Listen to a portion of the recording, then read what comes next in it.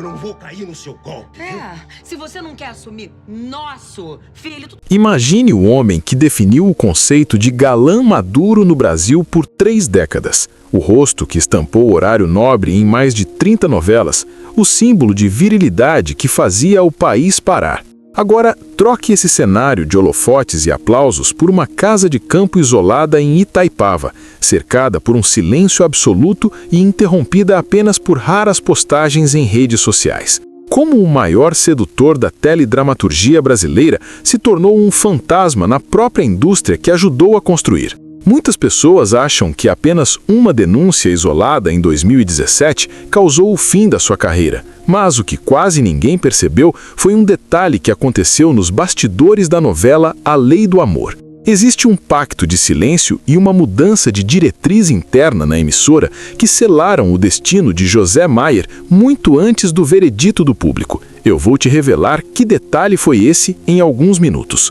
Antes de continuarmos, já deixa seu like e inscreva-se no canal.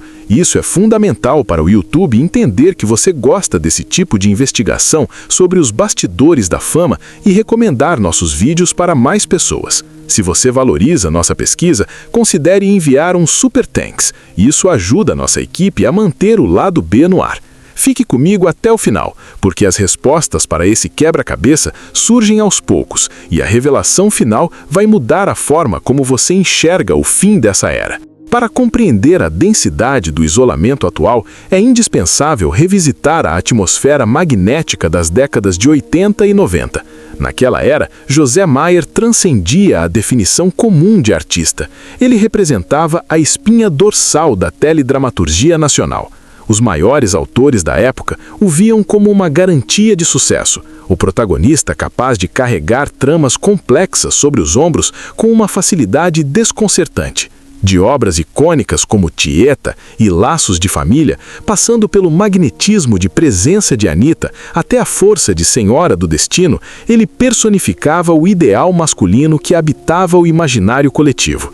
Era a figura que despertava a admiração feminina e impunha um respeito quase instintivo entre os homens. Sua maestria técnica e um domínio de cena avassalador criavam uma aura que conseguia ser simultaneamente intimidante e extremamente atraente. Contudo, longe dos holofotes e da admiração das massas, existia um indivíduo que, consciente ou inconscientemente, optou por se tornar escravo da própria imagem.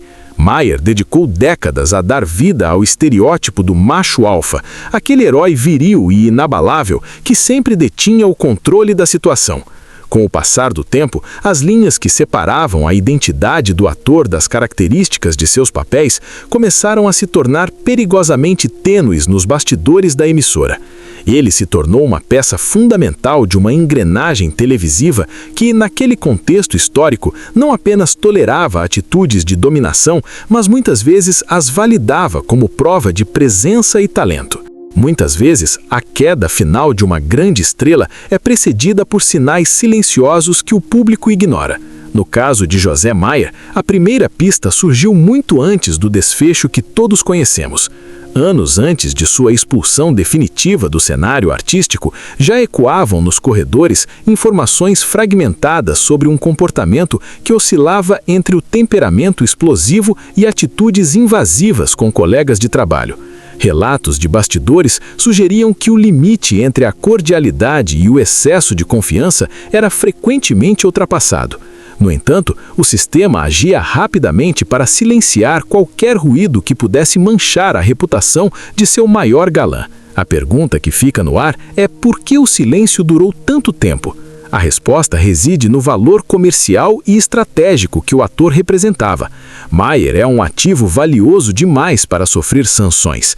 Ele era o rosto que vendia anúncios, que exportava novelas para o exterior e que mantinha a audiência fiel. A indústria de entretenimento alimentou e protegeu essa postura soberba enquanto ela gerava lucro. Somente quando o clima social mudou e a pressão externa se tornou insuportável é que essa mesma indústria decidiu que era o momento de sacrificar o seu pilar para preservar a própria integridade. Ele foi, em última análise, um produto de um sistema que escolheu descartá-lo quando o contexto mudou. Tudo o que parecia sólido na carreira de José Maier desmoronou em 2017. O mundo estava atravessando um processo de limpeza e reavaliação de condutas com o movimento global Me Too, e o Brasil não ficaria de fora dessa onda de transformação. O silêncio nos corredores do Projac foi interrompido quando a figurinista Suzlen Tonani decidiu quebrar o medo e expor o que acontecia longe das câmeras. A acusação de assédio sexual dentro do set de filmagem não foi uma nota de rodapé, foi um terremoto que atingiu o pilar central da teledramaturgia nacional. O erro fatal de José Maier não residiu apenas no ato denunciado em si, mas na sua absoluta incapacidade de ler o novo mundo que surgia. Sua resposta inicial foi marcada por uma arrogância datada. Ele subestimou tragicamente a mudança dos tempos. Em sua mente, talvez ele ainda vivesse na década de 80, uma época em que o jeitão de galã e as investidas invasivas eram frequentemente mascaradas como charme ou brincadeira de bastidor. Ele acreditou erroneamente que o seu prestígio e o seu histórico de sucessos seriam o escudo suficiente para garantir o perdão em pleno 2017. Maier não percebeu que o roteiro da vida real tinha mudado e o papel do sedutor impune não era mais aceito pelo público. A emissora, que durante 35 anos funcionou como sua fortaleza e principal protetora, viu-se subitamente contra a parede. O movimento mexeu com todas, tomou as redes sociais como um incêndio, unindo atrizes, funcionárias e o público em um coro que a empresa não podia ignorar. O conflito instalado era de uma profundidade inédita. De um lado, tínhamos o ator que era a face da marca, um ícone de virilidade e talento que carregava décadas de história. Do outro, a necessidade urgente de adaptação a uma nova era moral, ética e principalmente comercial. Manter José Maier no elenco tornou-se um risco de imagem insustentável. A pressão interna e externa forçou a mão da alta cúpula. Maier foi inicialmente suspenso e pouco tempo depois, o anúncio que parecia impossível aconteceu. Ele foi demitido.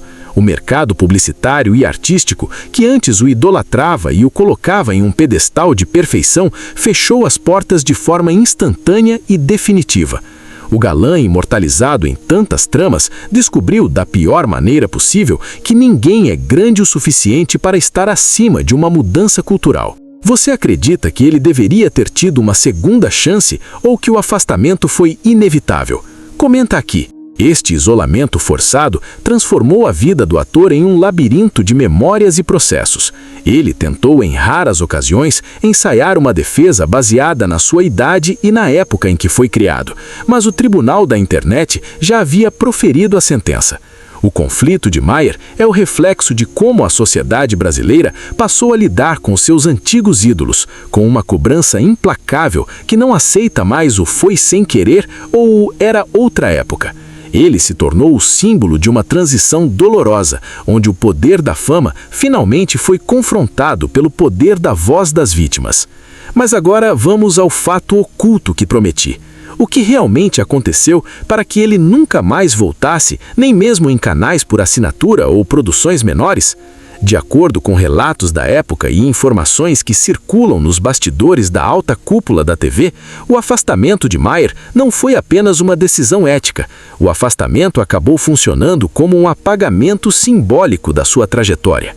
O detalhe oculto é que, durante as investigações internas, surgiram relatos indicando que o comportamento poderia não ter sido um episódio isolado, mas um padrão que a emissora havia ignorado por décadas.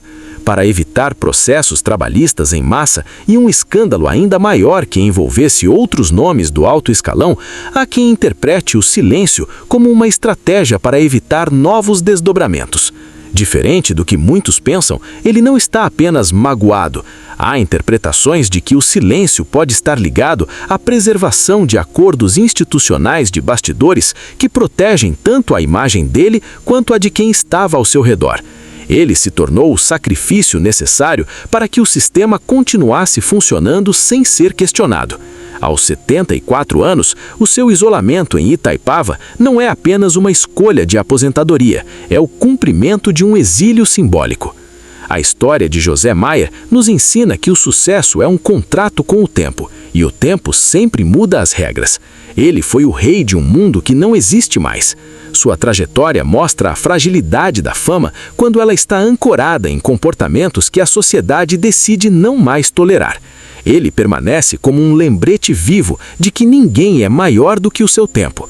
Mas se a queda de Mayer foi barulhenta, existe um outro ator que desapareceu de forma muito mais misteriosa, no auge da sua beleza e sem nenhum escândalo público. Por que Ana Paula Arósio abandonou o trono da TV brasileira e nunca mais olhou para trás? É isso que vamos investigar no próximo vídeo do Lado B das Estrelas. Até lá!